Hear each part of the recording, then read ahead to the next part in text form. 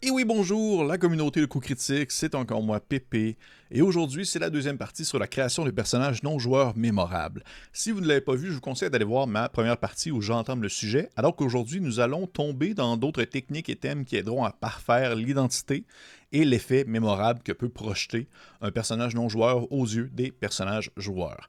Cette seconde vidéo va davantage parler de petites habitudes ou même des opinions très personnelles que vous pouvez adapter ou adopter à votre table de jeu pour assurer l'effet que vous souhaitez faire ressentir de la part d'un personnage non joueur. On débute ainsi avec la visualisation du personnage et l'effet qu'il dégage. Et là, ça c'est très personnel, je sais qu'il y a beaucoup de gens qui vont être en désaccord avec moi, et je ne critique pas personne, du moins à un certain point, je ne veux pas lancer des pierres à personne et je respecte la façon que vous faites le tout.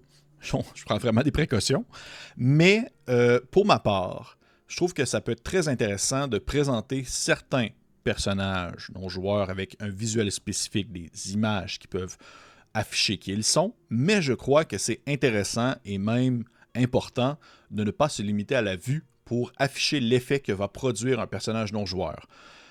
Un design, par exemple, ce qu'on voit souvent sur les réseaux sociaux ces temps-ci, d'intelligence artificielle qui va afficher un personnage au trait léché, trop étiré, qui au premier coup d'œil ne laisse présager aucun défaut. À partir du moment où le visuel est présenté, que reste-t-il de ce que dégage le personnage? Si vous souhaitez absolument utiliser un visuel pour représenter votre PNJ, j'aurais le réflexe de dire de ne pas commencer par l'utilisation de la vue. Stimuler l'imagination et les autres sens des personnes autour de la table avant de le présenter. Le cerveau humain va avoir naturellement le réflexe de s'imaginer un ennemi intimidant si dans la description, la meneuse ou le meneur mentionne qu'il est menaçant, qu'il est intimidant, sans nécessairement le montrer avec une image. Nous n'avons pas, chacun d'entre nous, on n'a pas la même conception, le même ressenti de ce que peut être quelque chose de menaçant. Moi, qui a peur des requins, un personnage de la série Street Shark est quelque chose d'excessivement menaçant. Félix-Antoine de la chaîne qui a peur des fantômes, pour lui, Gasper est quelque chose de menaçant. Nous deux, dans notre esprit, ce qui est menaçant pour nous ne l'est pas pour l'autre. Ainsi, laissez les joueurs et les joueuses mijoter un peu dans leur esprit le sens de ce que vous dites pour qu'ils puissent en fait eux-mêmes concevoir ce qu'on peut vouloir dire par l'individu qui est devant vous est menaçant. Toutefois, il ne faut pas se limiter à ce simple objectif pour expliquer son point, c'est parce qu'au final, ça ne veut rien dire. La description ne se limite pas à ça. Et c'est pourquoi il est intéressant d'aller puiser dans les autres sens pour décrire ce que le personnage peut refléter ou même ce qu'il peut faire créer comme effet. C'est sûr que si la description se limite à ça, ben ça ne veut pas dire grand-chose, comme je l'ai dit. Alors que si, par exemple, je dis « l'être qui se trouve devant vous dégage quelque chose de perturbant, menaçant », bon, l'adjectif est là. Vous avez l'impression que son ombre s'étire alors que son contour cache momentanément le soleil. Un goût métallique vient vous coller au palais, ce qui rappelle l'effet d'avoir du sang dans la bouche. L'être est a priori humain, mais définitivement, vous savez qu'il ne l'est pas. Mais vous ne pouvez pas dire pourquoi. Juste avec ça, il y a, oui, l'utilisation de la vue. Je l'ai utilisé, là. On ne se le cachera pas. L'utilisation de l'objectif qui est menaçant, mais aussi également, j'ai utilisé le goût. C'est simplement d'aller toucher, d'aller taper dans d'autres choses que vous pouvez vous permettre en tant que maître de jeu pour, on va dire, assurer un effet ou du moins accentuer l'aura ou du moins ce que peut projeter le personnage non-joueur. J'ai lu des gens sur les réseaux sociaux mentionner que cette manière de faire, de vouloir assurément décrire sans pour autant le présenter, l'afficher, peut être problématique puisque les personnes autour de la table ne vont pas interpréter les informations de la même façon. Ce qui pourrait occasionner certains problèmes dans la compréhension et dans la tentative de résolution en fait d'une situation. Mettons que tout le monde un peu a l'idée en tête de à quoi peut ressembler le personnage, mais en même temps tout le monde peut un peu se tromper et ça pourrait engendrer plus de problèmes qu'autre chose. Oui, c'est possible que les joueurs et les joueuses, séparément des uns des autres, n'aient pas exactement la même idée ou la même illustration en tête, mais je ne considère pas que c'est une problématique au point de casser l'effet de crédulité autour de la table. Si un détail est absolument important à être mentionné, par exemple, l'individu que je viens de parler, là, lui qui a son aura et tout, puis son ombre est projetée, tout ça, il possède une gigantesque queue de scorpion. Puis cette queue de scorpion-là, il y a du venin au bout qui sort puis qui fait pss quand ça tombe sur le sol. Eh bien là, c'est sûr que je vais le mentionner parce que c'est une nouvelle information que les sens peuvent offrir, que peuvent en fait donné, et ça vient effectivement peser dans la balance sur la façon dont on imagine l'étranger. Soudainement, il y a une autre interprétation qui vient en tête, parce que j'ai spécifié qu'il y avait une gigantesque queue de scorpion. Peut-être que c'est un genre d'humanoïde avec une queue de scorpion, ça peut être autre chose. L'important, c'est de le préciser le plus possible, et il existe une pléthore d'outils en ligne pour aller chercher des synonymes, pour aller chercher des figures de style, pour pouvoir représenter ce qu'on souhaite, en fait, démontrer ou du moins afficher au personnage. Mais ça, on peut pas le dire, on n'a pas besoin de le dire, on peut l'expliquer, pas besoin de le montrer, en fait, avec une image. Si on montre une image, si on a un dessin de l'antagoniste, il n'y a plus de place, selon moi, à l'imagination, sur le côté intimidant, dangereux et limité par le visuel de ce que la personne aura montré. Ce dernier, en fait, le personnage non-joueur, l'ennemi, a une prédisposition à ressembler à l'image affichée, ce qui peut limiter l'imagination personnelle de se le visualiser plus dangereux qu'il ne l'est réellement. Deuxième point, la présence morale, l'influence que peut exercer un personnage non-joueur méchant, un vilain, au-delà de sa présence physique. Encore une fois, je garde un certain focus justement sur le besoin de créer quelqu'un qui est dangereux, impressionnant, qui est menaçant, qui a un niveau de dangerosité dans la partie. Quelqu'un qu'on ne peut pas nécessairement terrasser ou charmer sur le moment.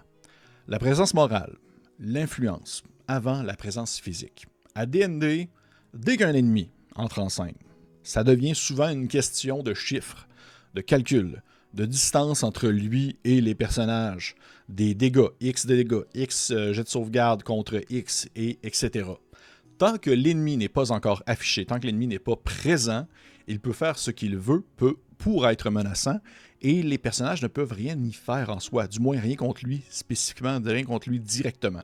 Ils ne peuvent pas interagir directement avec lui, le barde ne peut pas tenter de faire un vin naturel pour le charmer, même si moi personnellement ça ne fonctionnerait pas, et l'implantation d'un personnage non-joueur qui est menaçant, un vilain, comme je l'ai expliqué à la première vidéo, c'est pas quelque chose qui se fait en claquant des doigts, c'est un travail qui se fait sur le long terme. Si on veut qu'il ait vraiment une certaine répercussion sur les personnages, sur les gens autour de la table.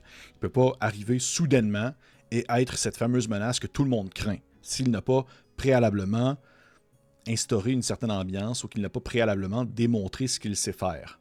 Et je pense que parmi les choses qu'on peut, par exemple, travailler, c'est possible de implanter au fil de l'histoire des personnages importants et ou puissants, des personnages non-joueurs qui sont peut-être positifs envers les joueurs ou peut-être même neutres, et ces personnages-là, eh bien, ils peuvent mourir, ou même parfois encore pire, être cassés moralement ou mentalement.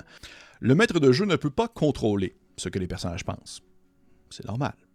Même s'il dit, même si le maître de jeu, le meneur ou la meneuse va dire « Ouh, vous le trouvez vraiment, vraiment menaçant », même s'il assume avec une affirmation, même pas une question, que le méchant qui est devant les personnages est menaçant, rien ne dit qu'ils vont agir en prenant en considération cette affirmation établie.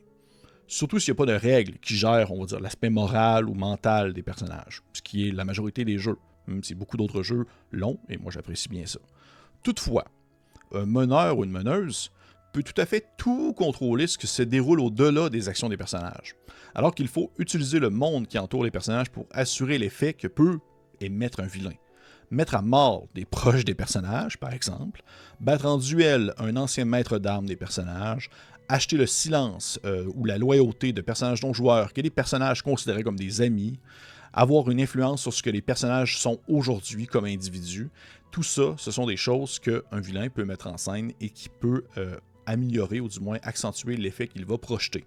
Les possibilités sont nombreuses si on réussit à maintenir une distance entre ce que représente l'ennemi comme menace et non ce qu'il représente comme caractéristique mécanique. Même si à un certain point, ça va rentrer en jeu, c'est sûr et certain, c'est une bonne partie des jeux de rôle fonctionnent ainsi. C'est par exemple aussi, une autre chose que j'apprécie beaucoup, c'est faire des suppositions. Un personnage non-joueur, vilain, un méchant, peut faire des suppositions. Lorsque vous jouez un personnage non-joueur arrogant, faire des suppositions sur comment est-ce que les personnages agissent, qui ils sont, d'où est-ce qu'ils viennent. C'est le genre de choses qui vient vraiment, on va dire, atteindre le cœur des personnages, parce que c'est souvent un peu plus personnel, et souvent c'est un peu plus sur une question de fierté, puisqu'on est très attaché à nos personnages, plus que le fait de vouloir jouer sur les muscles et sur la puissance et de vouloir terrasser les personnages physiquement. Parce que là, encore une fois, on tombe dans les chiffres, on tombe dans les calculs. Alors, aller jouer dans l'aspect moral, aller jouer sur ce que sont les personnages, ou du moins ce que sont les personnages aux yeux du vilain, ça peut être un bel effet, ou du moins une belle manière d'accentuer ce qu'il va projeter comme menace. Et finalement, une dernière chose que j'apprécie beaucoup, c'est, j'ai vu ça sur Internet et je trouve ça super intéressant, puis en fait, je suis bien d'accord avec ça. C'est ce qu'on appelle la méthode Dolores Ombrage. Si vous avez écouté Harry Potter, si vous avez lu les livres, c'est une méthode que je considère, en fait, c'est pas vraiment une méthode plus qu'une manière de faire, je considère une manière de visualiser un méchant. Il y a une raison pour laquelle ce professeur-là est particulièrement détesté par les gens, par autant les fans de Harry Potter que même les personnes dans le film aussi. Un professeur qui n'est pas vraiment le méchant le plus fort ou le plus intimidant, alors que ça redresse, en tout cas, selon, je sais pas, j'ai pas lu les livres, mais ça resterait Voldemort, j'imagine. Pourquoi est-ce qu'elle crée autant cet effet-là? C'est parce qu'elle est basée sur la réalité. C'est quelque chose à quoi on a tous été exposés, d'une manière ou d'une autre. On va trouver un archétype avec lequel vos personnages, ou même les joueurs, ont déjà eu affaire dans la vraie vie, et vous pouvez modeler un méchant là-dessus. Pensez par exemple à un patron, quelqu'un qui a été votre supérieur dans une job que vous avez détesté, et c'est quoi le comportement de cette personne-là, de cet individu-là, de ce patron-là, ça peut devenir quelque chose... Bien sûr, faut faire attention, on ne va pas aller jouer sur les traumas et les traumatismes des gens, ça je le dis tout de suite, là, il y a une certaine limite à ne pas dépasser, là, si vous basez un ennemi sur un PNJ, sur quelqu'un d'absolument détestable qui a eu une répercussion négative sur la vie d'une des personnes autour de la table, faites pas ça, je vous prie, mais... La méthode d'aller jouer sur des gens qui sont réels et qui ont vraiment des comportements qui sont horribles, même détestables, plus détestables qu'horribles, je dirais, ça permet en fait justement d'accentuer l'effet qu'ils sont puisqu'on est plus proche de la réalité.